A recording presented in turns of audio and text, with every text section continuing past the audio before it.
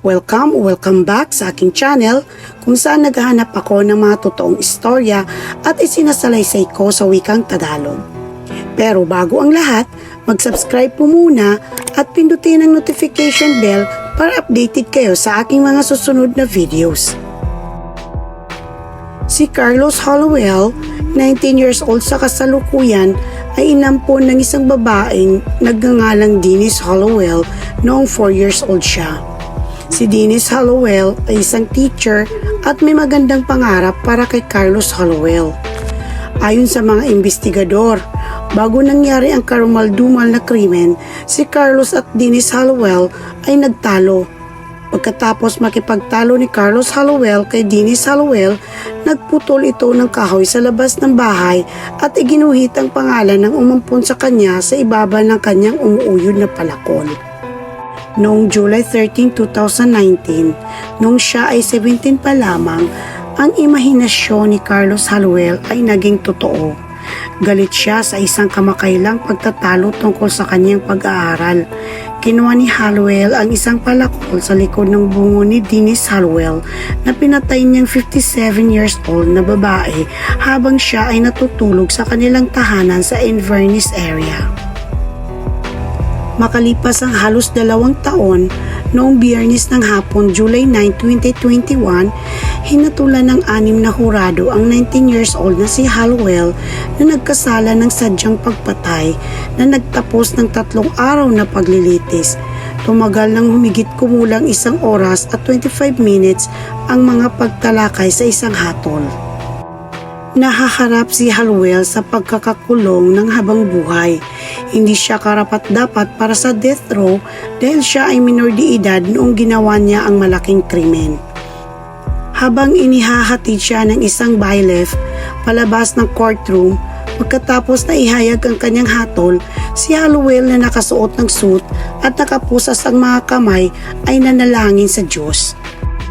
Sa pagtatapos ng hatol, inilarawan ng Assistant State Attorney na si Blake Shore sa mga hurado ang mga aksyon na ginawa ni Hallowell sa loob ng humigit kumulang 26 minutes bago nangyari ang pagpatay.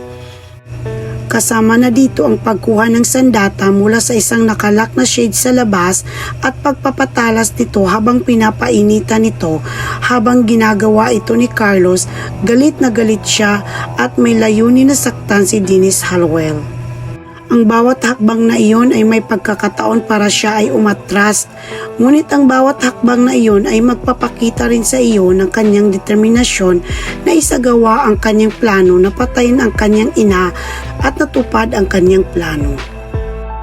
Ang Assistant Public Defender na si Ed Spade ay nakipaglaban upang makakuha ng mas mababang hatol para sa kanyang kliyente. Aniya sa mga hurado na isaalang-alang ang labis na mahigpit at mapang-abusong magulang ni Hallowell na si Denise Hallowell, na umampon kay Carlos Hallowell mula sa Guatemala noong siya ay 4 na taong gulang. Sinabi niyang hindi balak patay ni Carlos Hallowell ang kanyang ina. Ito daw ay nawala sa katinuan at nalito. Kumilos raw siya nang hindi nakapag-isip ng maayos at ngayon ay kailangan niyang tanggapin kung ano man ang hatol sa kanyang maling aksyon. Mali raw ang kanyang ginawa. Sinabi ni Shore na sinisikap ni Denise Hallowell na panatilihin ang kanyang anak sa tamang landas. Ngunit gusto ni Hallowell ang kanyang paraan.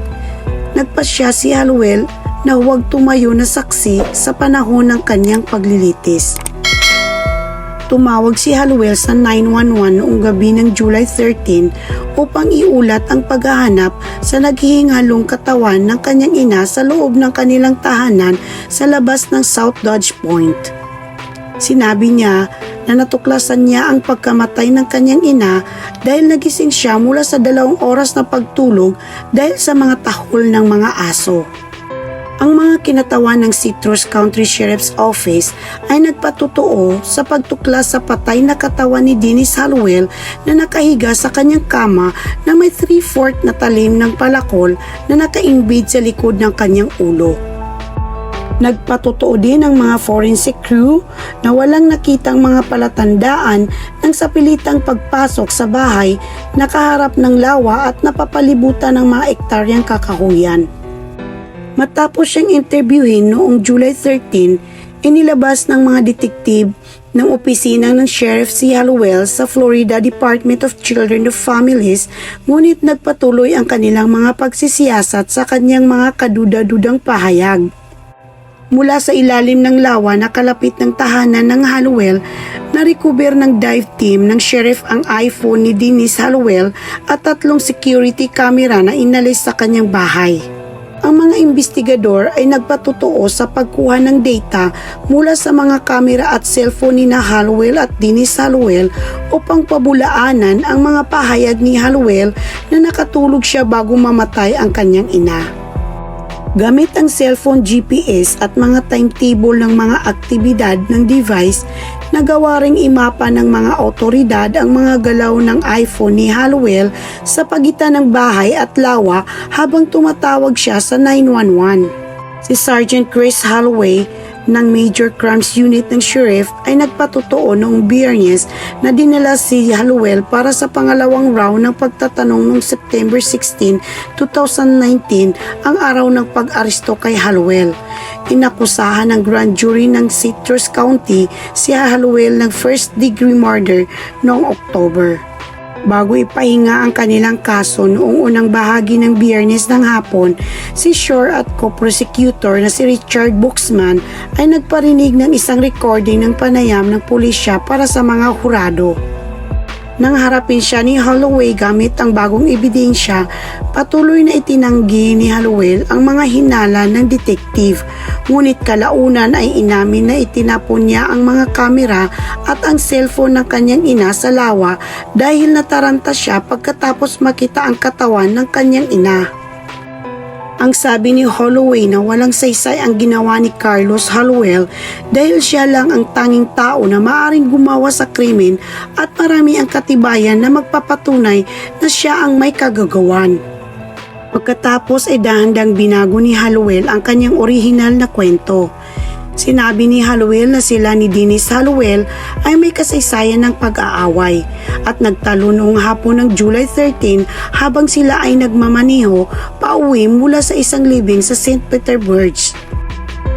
Sinabi niya na ang kanyang ina ay titigil sa pagbabayad para sa kanyang pag-aaral dahil gusto niyang ituloy ang teknikal na kolehiyo sa halip na isang 4 na taong degree.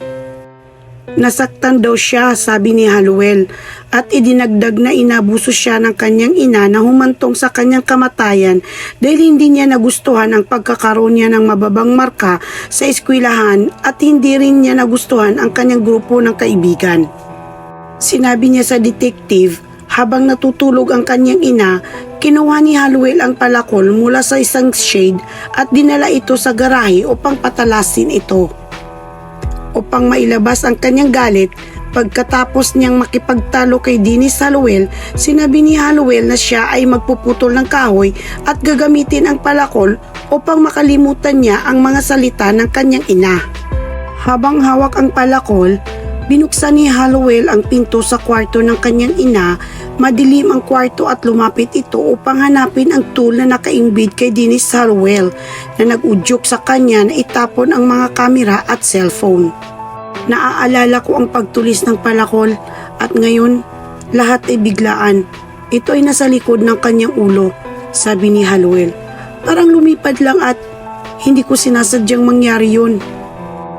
Kahit magsisi pa si Carlos Hallowell at makulong ng habang buhay, hindi na maibabalik ang buhay ng umampon sa kanya at tumuring sa kanyang bilang isang tunay na anak. Gayunpaman, si Carlos Hallowell ay nasintensyahan ng mga hurado noong 2021 ng habang buhay na pagkakakulong at may sentence review after 25 years. Ayon sa Florida Department of Correction, naglilingkod na si Carlos Hallowell ngayon sa Jackson Correctional Institution.